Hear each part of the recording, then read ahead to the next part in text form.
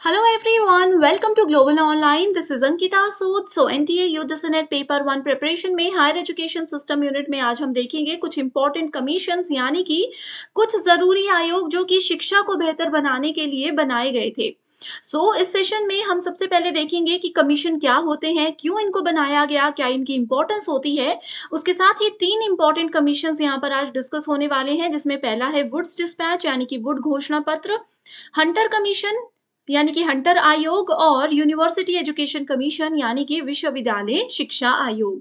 ये तीनों इंपॉर्टेंट है एंड रिमेनिंग कमीशंस को हम नेक्स्ट लेक्चर में कवर करेंगे। तो आप सभी स्टूडेंट्स इस लेक्चर सीरीज में हमारे साथ बने रहिएगा। नेट एग्जाम क्वालिफाई करने के लिए पेपर 1 प्रिपरेशन पर जरूर ध्यान दीजिएगा। इसमें बहुत आसानी से आप लोग 75 प्लस स्कोर कर सकते हो अगर आप लोग स्मार्ट तरीके से तैयारी करोगे। एंड आपकी प्रिपरेशन के लिए कंप्लीट कोर्स भी हमने लॉन्च किया है जो कि एग्जामिनेशन के डिफिकल्टी लेवल और पैटर्न को ध्यान में रखते हुए बनाया गया है। इसमें हम आपको डेली लाइव लेक्चर्स के साथ पूरा सिलेबस कवर करवाने की श्योरिटी देते हैं।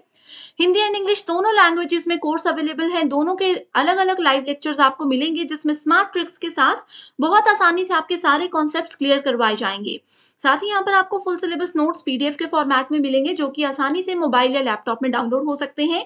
60 प्लस मॉक टेस्ट में आपका पूरा सिलेबस कवर किया जाएगा एंड इसमें से एज इट इज क्वेश्चंस भी एग्जाम में पूछे जाते हैं एंड ये आपको 75 प्लस टारगेट करने में मदद करता है। साथ ही 2000 प्लस एमसीक्यू क्वेश्चन बैंक में आपको previous year questions, most repeated questions और सबसे ज्यादा एक्सपेक्टेड क्वेश्चंस भी मिलेंगे सॉल्यूशन एंड एक्सप्लेनेशन के साथ। गिवन व्हाट्सएप नंबर्स पर कॉन्टैक्ट करके इस कोर्स को ज्वाइन कर लीजिए एंड इसके फ्री वीडियोज के लिए ग्लोबल ऑनलाइन ऐप को जरूर डाउनलोड कीजिएगा। स्टोर सेक्शन पर जाकर सर्च बार में आप कोर्स का नाम लिखोगे, आप देख सकते हो फ्लैट 20% ऑफ अभी चल रहा है, यानी कि सिर्फ 3600 रुपीज आपको पे करने हैं। एक ही बार फीस देनी है, जब तक एग्जाम नहीं हो जाता तब तक आप इसका बेनिफिट उठा सकते हो। एंड इसके ओवरव्यू के बाद कंटेंट पर क्लिक करोगे तो यहाँ पर डेमो वीडियोस हैं, आप जरूर फीस पे करने से पहले डेमो वीडियोस देख लीजिएगा, ये जरूर आपको पसंद आएंगी। एंड यूनिट वाइज फोल्डर्स हैं जहां पर आपको theory lectures, MCQs lectures, test और नोट्स भी मिल जाएंगे जो कि एग्जाम ओरिएंटेड वे में ही डिजाइन किए गए हैं। गिवन व्हाट्सएप नंबर्स पर फटाफट कांटेक्ट कीजिए एंड इस कोर्स को आज ही आप जरूर ज्वाइन कर लीजिएगा। सबसे पहले आज हम देखेंगे वुड्स डिस्पैच क्या होता है, यानी कि वुड घोषणा पत्र क्या है, इसको कब बनाया गया। देखो एक चीज क्या होती है, पहले मैं आपको बता देती हूँ कि कमीशंस की हम क्या बात करते हैं। कमीशंस मैंने आपको बताया क्या होता है, आयोग होता है। आयोग का मतलब होता है कुछ लोगों को मिला करके एक टीम बना दी जाती है। अब मान लीजिए एजुकेशन को लेकर के कोई बड़ी प्रॉब्लम हमारी कंट्री में चल रही है। देश वाले क्या करेंगे, हमारी कंट्री के जो सीनियर ऑफिसर्स हैं, कमिश्नर्स होते हैं एजुकेशन से रिलेटेड, वो सब क्या करेंगे, काफी लोगों को मिला करके एक टीम बना देंगे एंड वो टीम सिर्फ उसी चीज के लिए डेडिकेटेड होगी, सिर्फ उसी चीज पर काम करेगी कि ये प्रॉब्लम है, इसको सॉल्यूशन कैसे हम ढूंढे। एक बार उस प्रॉब्लम का सॉल्यूशन मिल गया, उस एजुकेशनल लेवल का जो टारगेट है उसको हमने अचीव कर दिया, तो उस कमीशन को रद्द भी कर दिया जाता है। ठीक है। सबसे पहले जैसे हम वुड्स डिस्पैच की बात कर रहे थे, इसको वुड घोषणा पत्र कहते हैं। ये घोषणा पत्र हमारे educational system, English education system जो इंडिया में है, उसको बेहतर बनाने के लिए भेजा गया था 1854 में, 1854 में। किसके द्वारा, लॉर्ड डलहौजी के द्वारा ये भेजा गया था। उनका यही कहना था कि हमारा एजुकेशन सिस्टम अच्छा है लेकिन समय के साथ साथ और उसको बेहतर बनाने के लिए हमें काफी चेंजेस करने की जरूरत है। ये सब चीजें उसमें लिखी गई थी और इसको इसलिए चार्ल्स वुड डिस्पैच भी कहा जाता है। अब यहाँ पर आप सब एक स्टेटमेंट और देख रहे हो, भारतीय शिक्षा का मैग्ना कार्टा। ये क्या होता है, देखो ये लिखा है इंग्लिश एजुकेशन इन इंडिया का मैग्ना कार्टा किसको बोलते हैं, तो आंसर होना चाहिए वुड्स डिस्पैच। इसको एज इट इज याद रख लीजिए, काफी चांसेस होते हैं कि एग्जाम में ये क्वेश्चन आ ही जाएगा। ठीक है। अब देखो वुड्स डिस्पैच ने एक थ्योरी थी, बहुत फेमस थ्योरी थी, लेकिन उनको लगता था कि ये थ्योरी हमारी एजुकेशन को बेहतर नहीं बना सकती, इसलिए इसको रिजेक्ट कर दिया था। उस थ्योरी का नाम था डाउनवर्ड फिल्ट्रेशन थ्योरी, यानी कि इसको देखो हिंदी में भी सेम लिखा हुआ है। ठीक है। कई बार होता है ना कि जैसे मान लीजिए हम किसी कंपनी में काम कर रहे हैं, ग्लोबल ऑनलाइन पे काम कर रहे हैं, यहाँ पर हमें कुछ रूल्स फॉलो करने के लिए कहा जा रहा है, लेकिन मुझे लगता है कि वो रूल्स गलत हैं, मैं उनको फॉलो नहीं करूंगी तो मैं रिजेक्ट कर दूंगी। ठीक है। तो वैसे ही वुड्स डिस्पैच ने एजुकेशन को बेहतर बनाने के लिए काफी स्टेप्स तो लिए थे, लेकिन काफी चीजों को उन्होंने रिजेक्ट भी किया था, जिसमें एक है डाउनवर्ड फिल्ट्रेशन थ्योरी। अब ये बात आती है कि वुड्स डिस्पैच तो था, लेकिन इसका फर्क क्या पड़ा, इसका प्रभाव क्या पड़ा था हमारी एजुकेशन सिस्टम पर। ये भी बहुत जरूरी सवाल एक एग्जाम में आता है। अब देखो एक चीज और है, प्रभाव से पहले बता देती हूँ आपको कि इंडिया में अब जैसे यहाँ पर 1854 की बात हो रही है, उस समय में इतना ज़्यादा इंग्लिश और इतना ज़्यादा ऐसे लैंग्वेजेस पर फोकस नहीं किया जाता था, है ना? लेकिन क्योंकि वुड्स डिस्पैच के दौरान इन्होंने ये कहा था कि आगे आने वाले समय में इंग्लिश की अहमियत बहुत ज़्यादा बढ़ने वाली है, तो इंग्लिश लर्निंग जो है और फीमेल एजुकेशन यानी कि अंग्रेजी शिक्षा और महिला शिक्षा पर महत्वपूर्ण ध्यान दिया जाए, ये चीज़ वुड्स डिस्पैच ने कही थी और इस चीज़ को एक्सेप्ट भी कर लिया गया था। अब यहाँ पर इसके प्रभाव में हम देखते हैं कि बॉम्बे, मद्रास और कलकत्ता यूनिवर्सिटीज वुड्स डिस्पैच की वजह से ही सेटअप की गई थी, उसकी स्थापना की गई थी 1857 में। ये क्वेश्चन एग्जाम में हम एक्सपेक्ट करते हैं कि 1857 के दौरान कौन-कौन सी बड़ी यूनिवर्सिटीज वुड्स डिस्पैच के दौरान स्थापित की गई थी। तो आपको पता होना चाहिए बॉम्बे, मद्रास और कलकत्ता। अब जैसे मैंने आपको बताया, शिक्षा के जितने भी लेवल्स हैं उन पर इसमें फोकस किया गया था। फीमेल एजुकेशन और इंग्लिश एजुकेशन पर मेजर फोकस रखा गया था। ठीक है। बेथ्यून स्कूल जो था वो भी स्पेशली विमेन्स की, महिलाओं की शिक्षा के लिए इस दौरान शुरू किया गया था और ये चीजें भी वुड्स के घोषणा पत्र के अंदर ही लिखी हुई थी। ओके। इसके अलावा यहाँ पर जितने भी हमारा बौद्धिक विकास होता है ना, किसी भी पर्सन का बौद्धिक विकास यानी कि बुद्धि का विकास, जनरल जो डेवलपमेंट होती है, किसी की मेंटल डेवलपमेंट होती है जो कि अगली पीढ़ी के नैतिक विकास के साथ साथ उसको बढ़ावा देती है, ये सब चीजें भी वुड्स डिस्पैच में कही गई थी। अगला ये देखो, ये क्वेश्चन मैं लेकर आई हूँ, कैसे क्वेश्चन आते हैं। Which of the following is considered as Magna Carta of Indian education during colonial rule. आपको कुछ नहीं पढ़ना, बच्चे कंफ्यूज हो जाते हैं कि कॉलोनियल रूल, कार्टा क्या क्या ये चीजें लिखी हैं। आपने ये पढ़ना ही नहीं है। आपको क्वेश्चन में हमेशा ध्यान देना है सिर्फ दो चीजों पर। एक यहाँ पर मैग्ना कार्टा लिखा हुआ है, ये देखो मैग्ना कार्टा लिखा हुआ है। इसके बाद आपको पता है कि जहां पर मैग्ना कार्टा आ गया, directly go for Woods dispatch. पूरा क्वेश्चन पढ़ने या समझने की जरूरत ही नहीं है। बस ध्यान रखा कीजिए कि कई बार क्वेश्चन में नॉट या नो ऐसी टर्म होती है, बस उस पर ध्यान देना है, बाकी कुछ भी नहीं। अगला आ जाता है हंटर कमीशन, जो कि 1882 से 83 के बीच में आया था। इस दौरान ये आया था, ठीक है। एंड किसने शुरू किया था? Sir William Hunter. Sir William Hunter एक भारतीय सिविल सेवा अधिकारी थे, ठीक है। इन्होंने ही इसको शुरू किया था और वो इसके क्या थे? सदस्य थे। एग्जीक्यूटिव काउंसिल ऑफ द विसेरी के ये मेंबर थे। इसको जैसे मैंने बताया ईयर याद रखना है, 1882 से 83 के बीच में लाया गया। शुरुआत की गई थी 3 अप्रैल 1882 में, ठीक है। ये शुरुआत की गई थी, लेकिन शुरुआत में इन्होंने क्या किया था? सबसे पहले जनरल काउंसिल ऑफ एजुकेशन ने एक रिक्वेस्ट की थी, गठन किया था, उसके बाद ही इसका जो है शुरुआत होना, इसको शुरू कर दिया गया था, इस पे काम करना शुरू कर दिया गया था। The primary aim of Hunter Commission is to look into the state of primary education in India. अब देखो हायर एजुकेशन पे सब फोकस करते हैं, लेकिन हंटर कमीशन में ये कहा गया था कि अगर किसी की प्राइमरी एजुकेशन यानी कि प्राथमिक शिक्षा अच्छी रहती है तो आगे जाकर उनका लेवल वैसे ही अच्छा रहेगा।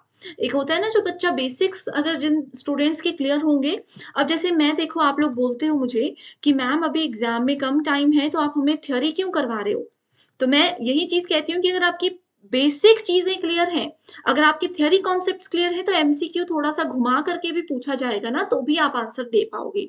वही चीज हंटर कमीशन में कही गई थी, हंटर आयोग में कही गई थी कि अगर किसी बच्चे का बेसिक क्लियर है, उसकी प्राथमिक शिक्षा बहुत अच्छी है, तो आगे जाकर उनको चीजें समझने और सॉल्व करने में बहुत आसानी हो जाती है।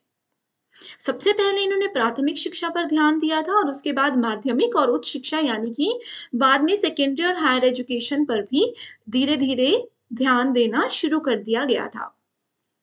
अब इसमें क्या क्या सिफारिशें लाई गई थी, ये भी बहुत ज्यादा जरूरी पॉइंट आ जाता है। ओके, सो इसमें ये कहा गया था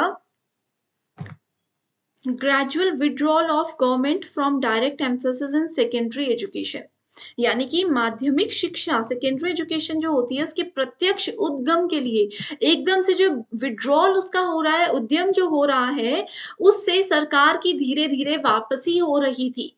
ये हंटर कमीशन में कहा गया था।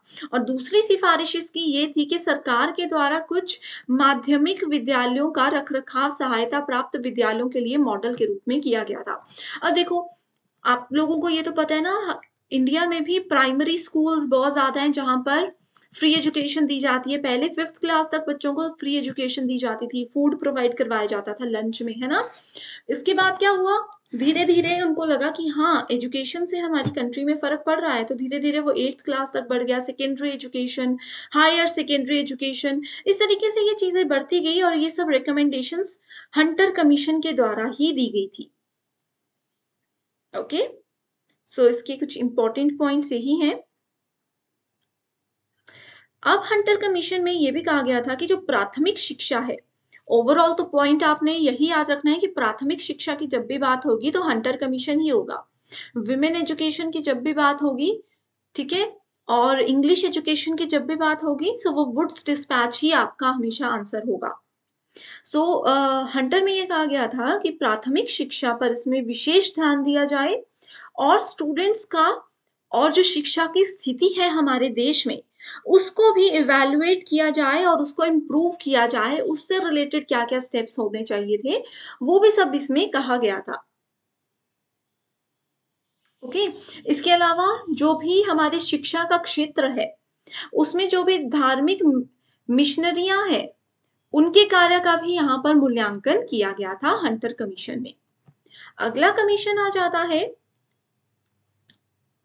डॉक्टर राधाकृष्णन कमीशन, जिसको कि द यूनिवर्सिटी एजुकेशन कमीशन के नाम से जाना जाता है, विश्वविद्यालय शिक्षा आयोग, जो कि 1948 एंड 49 में था।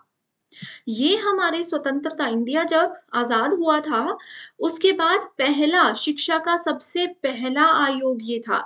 आप देखोगे कि बाकी के ये जो थे ये अंग्रेज थे जिन्होंने ये कमीशन दिए थे, क्योंकि हम आजाद नहीं थे, लेकिन आजादी के बाद डॉक्टर राधा कृष्णन ने ये कमीशन इंट्रोड्यूस किया गया था, इसीलिए इसका नाम डॉक्टर राधा कृष्णन कमीशन है। साथ ही द यूनिवर्सिटी एजुकेशन कमीशन भी इसको बोला जाता है। ओके, सो आजादी के बाद पहला कमीशन कौन है, एग्जाम में जरूर क्वेश्चन आएगा। इसका सबसे मुख्य उद्देश्य हायर एजुकेशन को बेहतर बनाना था, उच्च शिक्षा पर इसमें जोर दिया गया था। अब देखो इसके नाम से पता चल रहा है यूनिवर्सिटी एजुकेशन, कि कैसे उच्च शिक्षा तक बच्चों को पहुंचाया जाए, कैसे उनको बेस्ट कोर्सेज दिए जाएं, कैसे ऐसी अपने आसपास लोगों की मानसिकता बनाई जाए कि वो सभी एटलीस्ट यूनिवर्सिटी तक अपने हायर एजुकेशनल लेवल तक पहुंचे, वहां तक पढ़ने के लिए बच्चे आए। ठीक है, तो इसका मुख्य उद्देश्य उच्च शिक्षा पर था, लेकिन इसके स्कूली शिक्षा से संबंधित मुद्दे भी छुए थे। मेजर फोकस हायर पर था, लेकिन जो स्कूल लेवल के डिसीजंस होते हैं, स्कूल लेवल की एजुकेशन को कैसे बेहतर बनाना है, उस पर भी ये ध्यान देता था। आयोग की 1949 की रिपोर्ट ने नव स्वतंत्र भारत में विश्वविद्यालय स्थिति शिक्षा की स्थिति की जांच की और इसके विकास के लिए सिफारिशें की। यानी कि जैसे ही हम आजाद हुए, हमारा देश आजाद हुआ, सबसे पहले उन्होंने यही किया कि उस वक्त हमारी एजुकेशन सिस्टम, जितनी भी यूनिवर्सिटीज थी, उनकी क्या दशा है, किस लेवल पर एजुकेशन दी जा रही है, ये सब चीजें ध्यान से देखी और फिर उसके बाद ही काम करना आगे शुरू किया।